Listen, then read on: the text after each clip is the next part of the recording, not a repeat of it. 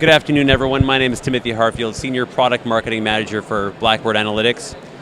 This is our final Q&A in our series of interviews live from the IBM booth at EDUCAUSE this year.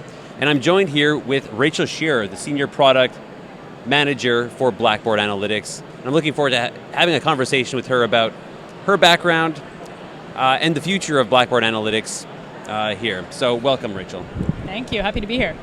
So let's jump right into it.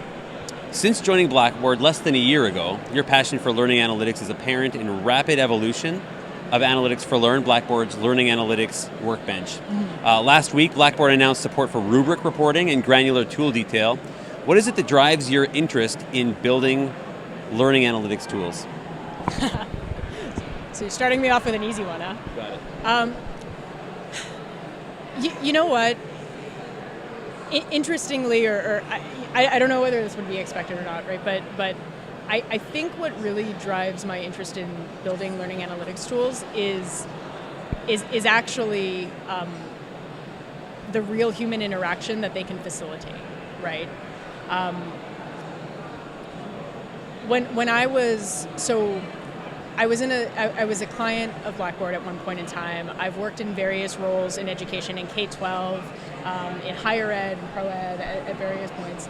And you have training in psychology as well. I have training in psychology and in decision science and that sort of thing, right?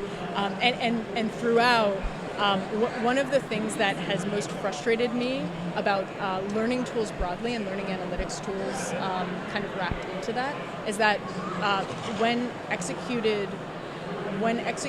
in the way that they have often been executed, they can actually end up being a barrier to a real conversation. Oh, interesting. Right.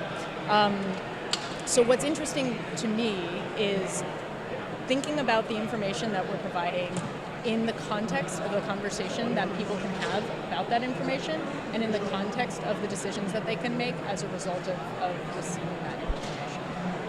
No, and that's really quite evident when you talk about the rubric detail report. Right. One of many that we released last week. The fact that it's especially designed to provide high quality information while at the same time functioning as an artifact for conversation. Yeah, absolutely.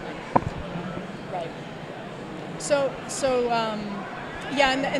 the rubric detail report, that was kind of a fun project for us because so as you know, like one of the pieces that came out of that was that we've actually started to represent that same rubric in the way that people are used to seeing it. So it does serve as a focal point for the conversation about the rubric that people kind of know and love, that people crafted together, and then using that focal point as a way to talk about how the rubric was interacting with.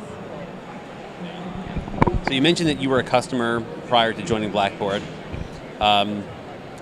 This is actually a fairly common trait among Blackboarders. How has your experience in higher education informed your work as a partner now in support of the very kinds of institution that you used to be a part of yourself? You know, so it was interesting. It was an interesting shift, and actually this has also felt like a really common experience for a lot of folks that I work with here at Blackboard now. It was a very interesting shift coming into this side of the world, not because you end up shifting the fundamental focus. I feel like what I've been able to do is really continue to keep thinking about the things that used to frustrate me, use that as a way to fuel the types of things that we can do going forward, but also to think again about that concept of the people and the things that they need in order to achieve the goals that they're trying to achieve, right? Kind of broadly in the learning analytics space. So I think I don't know. Generally, big takeaways were thinking about the conversations that were not being facilitated by the information that I had access to, and thinking about how I could better get there. So you're in an incredible position to function really as a strong advocate on behalf of customers, and it's that customer-focused sensibility that's obvious in what you bring to decisions about product roadmap and design, Yep. and all those things that make the product what it is today, which is incredibly strong. Certainly more strong than it was 10 months ago when you joined. So when I think about academic technologies, I think about the fact that they're not neutral, right? They're designed to have an impact on human behavior. That is their design. And to that Yep. extent, the design of products is inextricable from questions about ethics and questions about values, and it would be, I think, inaccurate to say that values did not play an important part in those design decisions. So the question that I have for you is, what values, from your perspective, inform product management decisions in analytics, and how would you like to see those values more broadly reflected in higher education technologies more generally? Wonderful. Yep. So when I think about values, when I think about values in education technology, when I think about values in analytics, right? Of course, you've got sort of some of those core types of concepts, right? Being conscientious about who you're exposing data to, being conscientious about why you're exposing data, right? When you're dealing in data, you end up having a lot of power, and you end up empowering a lot of people potentially with that type of information.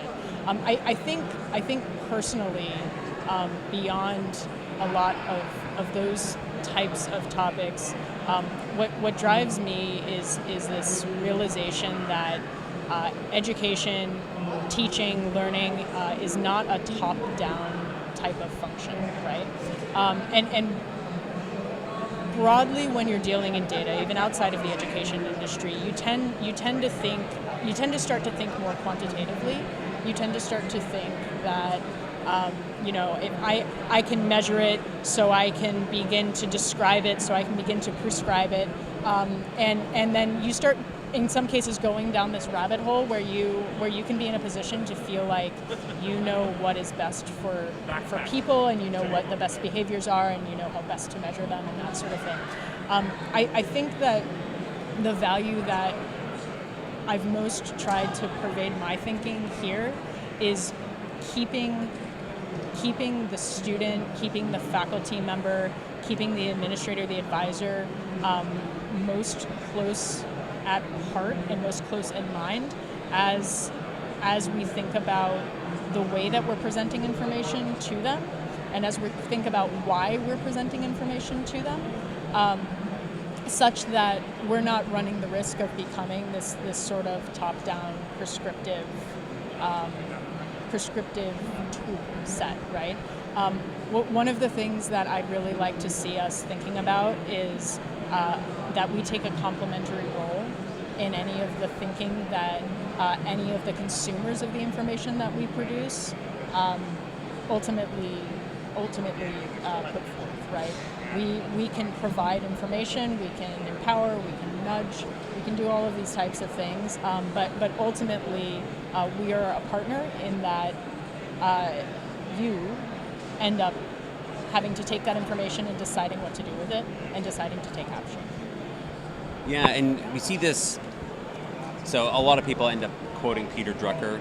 It's uncertain who actually came up with this phrase, but what gets measured gets managed. Yep. And it's unfortunate because it speaks to a history of analytics that is really closely tied with this desire to give a large amount of data to a small number of people so that they can make decisions that have a large impact, right? Right. And what I'm hearing you say is that there's a move to use data in such a way as to create high-quality conversations, and that break down silos, to coin a phrase, right? Sure. And that bring campuses, various stakeholders together on campus to really make differences that are going to better serve all of those people, right? Faculty, students, instructional designers, administrators alike. Right. And I mean, thinking about that concept of measurement, right, and kind of changing the application, right, away from measurement to management and more toward measurement to understanding and empathy, and as a facilitator of those conversations, right, as a thread in that conversation, peer to peer on campus. So. Very well put. Yeah. Very well put. I like the focus on empathy. never thought about it in those terms. Sure. But I am going to now. Like I like that a lot. Yeah. So, to a more lofty question, I want you to start predicting the future here, right? The very long, short, distant future. We're looking at the next 20 years in higher education. What do you see the biggest challenges, and how can technology work to solve those? Great. So, okay. So, interestingly, right? Of course, like we're seeing the beginnings of 20 years from now, and I think that the trend that we're starting to see is this move away from the LMS as being a sufficient grounding point for online education and for student and faculty interaction and for, kind of shoehorning in these other types of interactions that are important, which we used to do in the past. And I think what we're finding is that the LMS is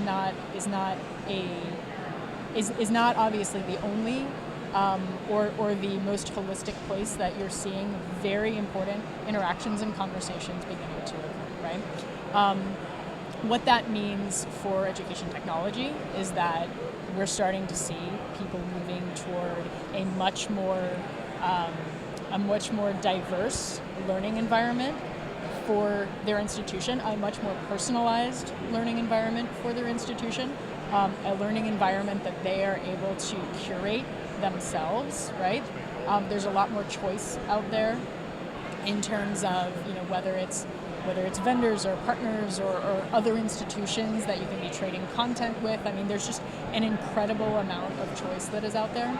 And what that means for us in step with education technology is that we need to be prepared to meet that diversity in a way that is comprehensive, clean, and provides a good user experience in answering those questions, facilitating those conversations across domain areas, across problems, across time. So where I see learning analytics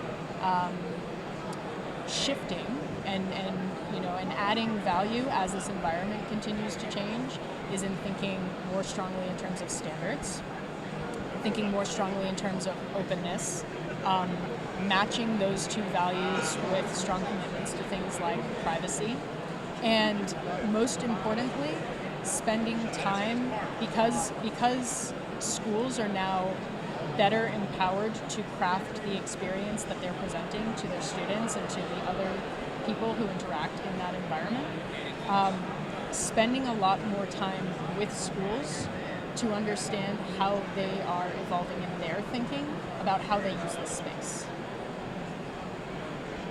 That's really interesting. I remember working in analytics even 5 years ago, right?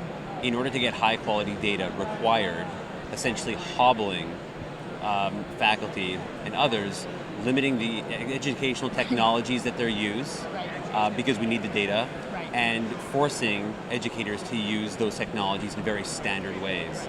Because as we look forward to the future, and we're seeing this now, what I'm hearing you say is that we're able to leverage open standards so that we can encourage faculty and institutions to use technologies in the way that makes the most sense, while at the same time garnering that data and being able to expose it in a way that is able to facilitate those high impact practices without constraint. Right, absolutely right. So we're moving from a sort of, as you said, constrained, modularized way of thinking about the tools that we can offer and then measure well and that sort of thing. And we're flipping it on its head, right? We're thinking about how we can leverage the technologies of today to actually meet institutions, meet students, meet faculty where they want to be, and without creating a barrier for them to get there, right?